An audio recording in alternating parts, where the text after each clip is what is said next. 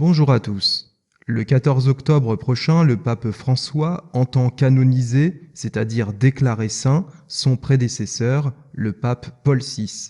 Quels sont les enjeux de cette canonisation? Quels sont les problèmes qu'elle pose? C'est ce que nous allons voir dans cette analyse. Rappelons d'emblée que Paul VI était celui qui avait déclaré lors de la cérémonie de clôture du Concile Vatican II, je cite, « Nous aussi, plus que quiconque, nous avons le culte de l'homme ». Fin de citation. On comprend donc qu'on soit en droit de se poser des questions vis-à-vis du fait que cet homme soit déclaré saint. L'analyse qui va suivre ne prétend pas se pencher sur tous les aspects problématiques de la vie du pape Paul VI.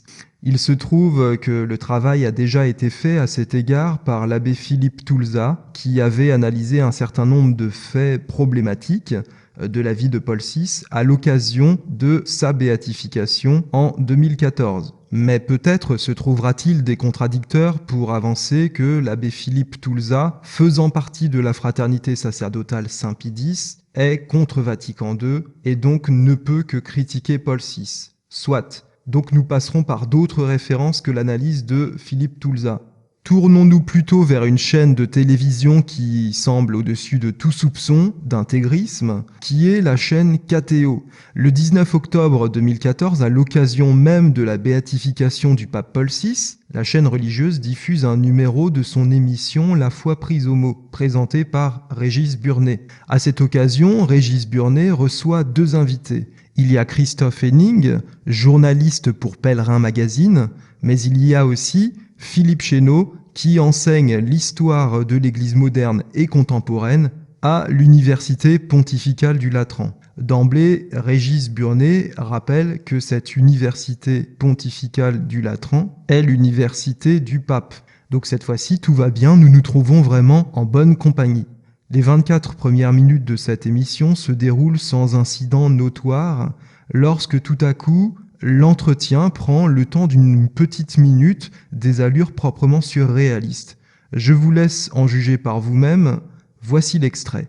Il a une très grande influence sur Pie XII dans ces années, à la fin de la guerre, au début des années 50. Et puis, et ce qui déplaît à certains au sein de la curie. Donc oui. il y a quand même un parti, on l'appelle comme ça, le parti romain, Partito Romano, qui est très hostile à Montini et qui cherche l'occasion de sa disgrâce, quoi, de l'éloigner de la curie, et finalement elle... Alors voilà, qu'est-ce qui se passe en 54? Bon, les archives sont pas ouvertes Oui. en cette période, donc il y a toute une série d'hypothèses qui ont été émises, qu'on peut discuter, aucune n'est absolument convaincante.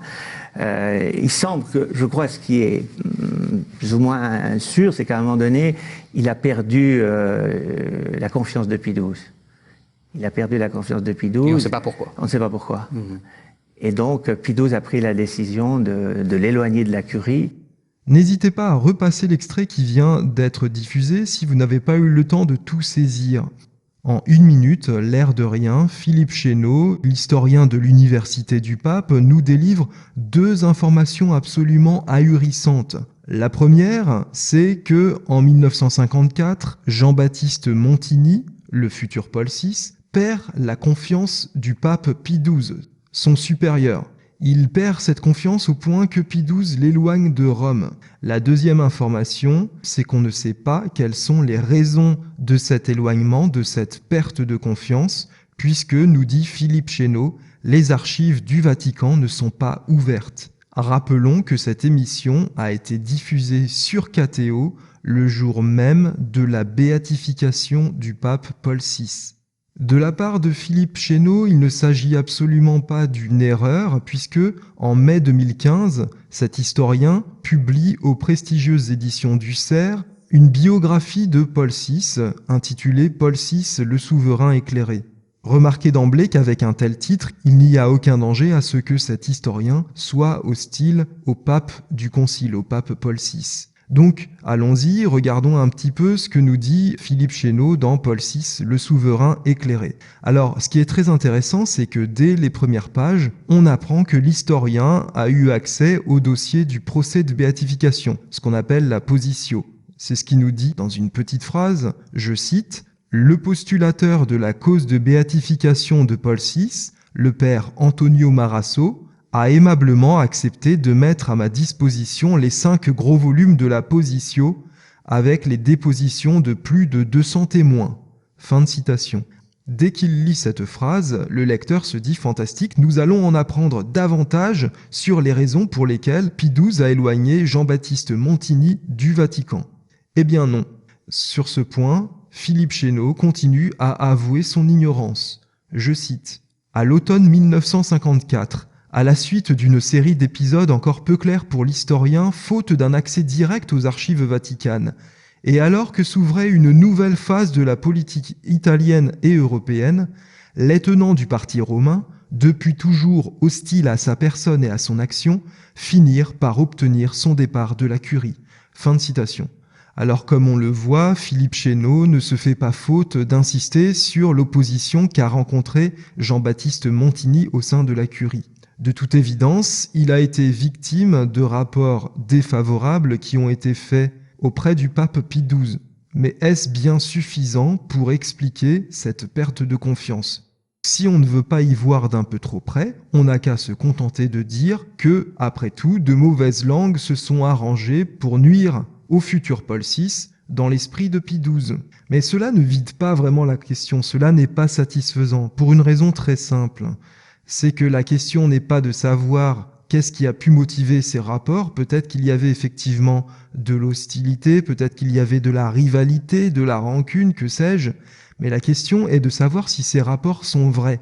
Et là, on peut d'ailleurs penser à un certain rapport Vigano, tout récent, dont les médias nous disent qu'il a été provoqué par la rancune, par une ambition déçue de la part de Vigano qui n'a jamais été nommé cardinal. Sauf que là encore, que ce soit dans le cas de Paul VI ou dans le cas de Monseigneur Vigano, la question qu'il faut se poser n'est pas de savoir quels sont les motifs qui ont entraîné la production de ces rapports, mais la question est de savoir si ces rapports eux-mêmes sont vrais, autrement dit, s'ils correspondent ou non à la réalité.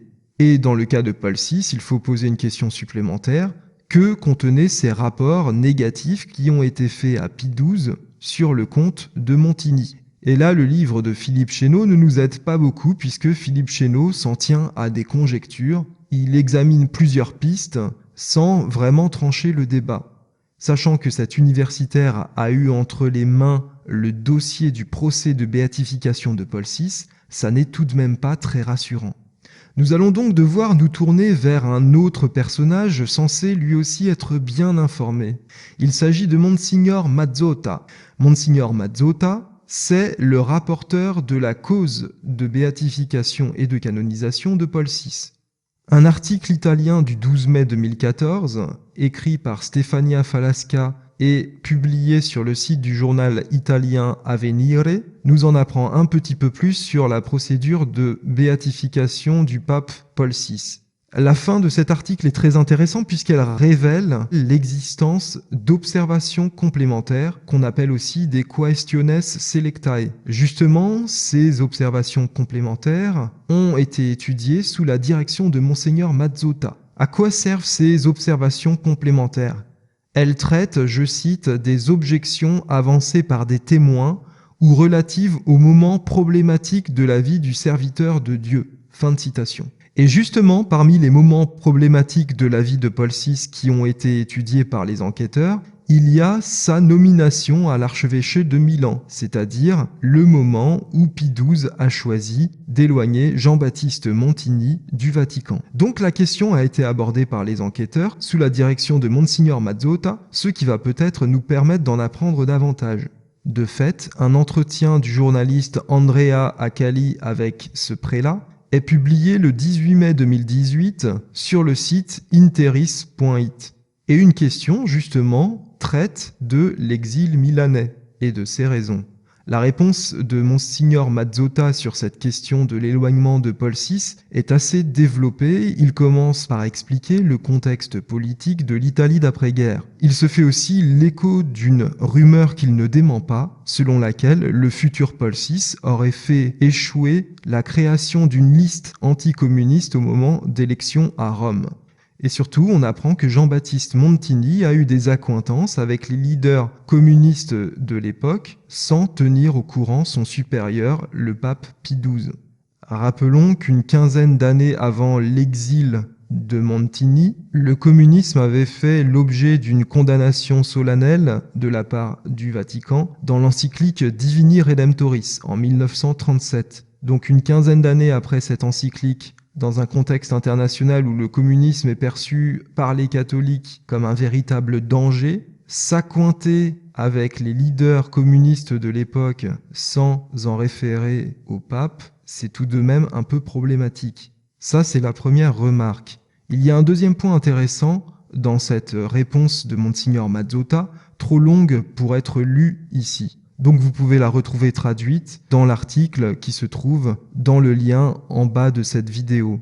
Ce deuxième point, c'est que Monseigneur Mazzotta est censé avoir étudié à fond les points problématiques de la vie de Paul VI et est censé aussi y apporter une réponse satisfaisante, puisque sa béatification a été effectuée en 2014 et que sa canonisation est programmée pour le 14 octobre prochain, le 14 octobre 2018. Donc, on peut supposer que si la béatification a eu lieu, si la canonisation va avoir lieu, c'est qu'il n'y a plus aucun obstacle. Et pourtant, ce qui ressort de la réponse de Monseigneur Mazzotta, c'est qu'il n'a pas eu accès aux archives vaticanes. En effet, on voit bien en lisant sa réponse qu'il s'appuie sur un certain nombre de témoignages. Il y a aussi des biographies qui ont été éditées, par exemple celle du cardinal Siri. Il y a de la correspondance qui a été publiée, celle par exemple avec un certain Don De Luca. Et visiblement, c'est à partir de ces documents, à partir aussi de consultations de spécialistes, que Monseigneur Mazzotta s'est forgé une opinion. Mais on ne trouve dans sa réponse nulle trace d'un accès qu'il aurait eu aux archives vaticanes. Visiblement, les archives vaticanes lui sont restées fermées pour cette période. Troisième remarque, et c'est peut-être là le plus hallucinant, c'est que, après nous avoir expliqué que le futur Paul VI avait cultivé des accointances avec les leaders communistes de l'époque dans le dos de Pie XII, Monseigneur Mazzotta nous dit « Heureusement qu'il a désobéi, sans quoi il ne serait pas devenu pape ». Je cite « Montini aurait dû en informer le pape et il ne l'a pas fait. Heureusement, ajouterai-je, parce qu'autrement il ne serait pas allé à Milan et il ne serait probablement pas devenu pape. » Fin de citation. Ce que nous explique gentiment avec ces phrases donc Monseigneur Mazzotta, c'est simplement que la fin justifie les moyens et que finalement l'histoire a donné raison au futur Paul VI puisque cette désobéissance à l'égard du pape Pie XII lui a ouvert la voie vers la papauté, lui a permis finalement de devenir pape. Vous voyez qu'avec ce type de discours, avec ce type de raisonnement, on pourra canoniser beaucoup de monde. On pourra justifier beaucoup d'attitudes qui sont injustifiables par ailleurs. Donc le catholique est en droit de se poser quand même des questions. On peut se demander s'il n'y a quand même pas un vice dans la procédure. On a tous entendu parler des procès de béatification et de canonisation. On nous a toujours dit que vraiment c'était du solide, que rien n'était laissé au hasard. Nous avons tous en tête le travail du promoteur de la foi, qu'on appelle aussi l'avocat du diable. Cet avocat du diable est chargé d'argumenter contre la canonisation d'un candidat. Avec cette procédure, aucun risque, on est sûr d'adresser ses prières à quelqu'un qui est vraiment exemplaire, puisque sa vie entière a normalement été passée au peigne fin. Et là, avec ce procès de béatification et de canonisation de Paul VI, on se trouve quand même bien embarrassé, puisqu'il s'avère que des kilomètres d'archives qui concernent le pape Paul VI, qui concernent son pontificat, sont restés inaccessibles. C'est d'autant plus étonnant si l'on se renseigne sur les normes qui régissent un procès de béatification. Voici un extrait de l'instruction pour le déroulement des enquêtes diocésaines ou éparchillales regardant les causes des saints. Instruction connue aussi sous le nom de Sanctorum Mater.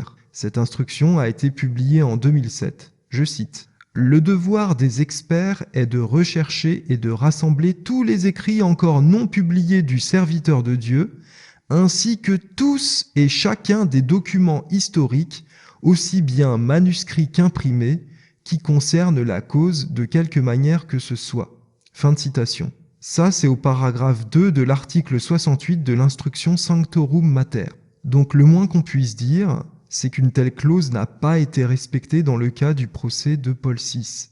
Si vraiment les archives vaticanes restaient inaccessibles pour certaines périodes de la vie de Paul VI, La solution était toute simple, il suffisait d'attendre tout simplement l'ouverture de ces archives. La même problématique se pose d'ailleurs dans le cas de Jean-Paul II. Souvenez-vous, dès le jour de son enterrement, il s'est trouvé des gens pour brandir des pancartes sur lesquelles on pouvait lire Santo subito, c'est-à-dire saint tout de suite. Et de fait, les procès de béatification puis de canonisation de Jean-Paul II n'ont pas traîné. On peut donc légitimement se demander quel est le sens d'un tel procès de béatification puis de canonisation qui n'a pas accès à la source principale des informations. Et là, pour nous aider, nous allons nous référer à une petite plaisanterie lancée par le pape François le 15 février 2018, jour où il a annoncé la prochaine canonisation du pape Paul VI. François, ce jour-là, n'a pas pu s'empêcher de déclarer, je cite, « Benoît et moi sommes en liste d'attente ». Fin de citation. Petite parenthèse, après les récentes déclarations de Monseigneur Vigano à l'égard du pape François, déclarations qui ont depuis été confirmées par son confrère Monseigneur Lantôme, on se dit tout de même que la cause de béatification puis de canonisation du pape François risque d'être un petit peu compliquée. Fin de la parenthèse. Pour revenir à cette petite plaisanterie du pape François, elle s'avère tout de même très révélatrice. Il semblerait que depuis quelques décennies, le Saint-Père soit automatiquement un saint tout court, du fait même de sa fonction. Si on regarde un petit peu depuis Vatican II, on a Saint Jean XXIII, puis Saint Jean-Paul II, puis bientôt on aura Saint Paul VI, et puis bientôt encore le bienheureux Jean-Paul Ier, puisque la béatification de ce dernier se prépare. En fait, il semble assez clair qu'en béatifiant puis en canonisant tous ces papes d'après le Concile Vatican II, on cherche surtout à canoniser le Concile Vatican II lui-même, concile qui est censé avoir été un printemps pour l'Église. Toutefois, les chiffres sont désormais là pour nous montrer que ce Concile Vatican II, loin d'être un printemps pour l'Église, a littéralement vidé les églises de France. Un ouvrage assez récent vient d'explorer ce sujet. Il s'agit de l'ouvrage de Guillaume Cuchet, « Comment notre monde a cessé d'être chrétien », au sous-titre assez évocateur, « Anatomie d'un effondrement ». On ne peut que recommander cette lecture qui s'appuie vraiment sur des chiffres, sur des statistiques de l'époque. À l'écoute de cette analyse, il se trouvera peut-être des catholiques pour objecter qu'après tout, une canonisation est couverte par l'infaillibilité pontificale et qu'à ce titre-là, toute protestation devient illégitime. Alors précisément, l'infaillibilité pontificale couvre-t-elle les canonisations ? Il existe, on ne peut pas le nier, un courant théologique assez ancré en faveur de cette opinion, selon laquelle les canonisations seraient infaillibles. Mais tous les théologiens semblent d'accord pour affirmer qu'il ne s'agit pas d'une vérité qui serait directement ou explicitement de foi. Et il s'est même trouvé récemment des universitaires catholiques, tels que l'historien Roberto De Mattei ou encore le théologien Monseigneur Brunero Gherardini, qui viennent justement exprimer des doutes sur l'infaillibilité des canonisations. De toute évidence, c'est un débat qui n'est pas encore tranché, qui n'a pas reçu de conclusion explicite. Il existe encore un flou sur la question. Et disons-le franchement, ça tombe plutôt bien. Parce qu'on ne voit pas trop comment le pape Paul VI, qui a provoqué pour l'Église un désastre sans précédent avec le Concile Vatican II, qui a cultivé des accointances avec les leaders communistes des années 50 dans le dos du pape Pie XII, on ne voit pas trop comment on pourrait présenter ce personnage comme exemplaire. On comprendra donc qu'un certain nombre de catholiques se passent de son intercession même après sa canonisation. Cette analyse est terminée. Vous pouvez retrouver en bas de la vidéo un lien vers la version écrite de cette analyse avec toutes les références, toutes les sources exactes. Une fois de plus, ne vous contentez pas d'ajouter foi aveuglément à ce que vous raconte quelqu'un, allez vérifier par vous-même ce qu'il en est. À bientôt.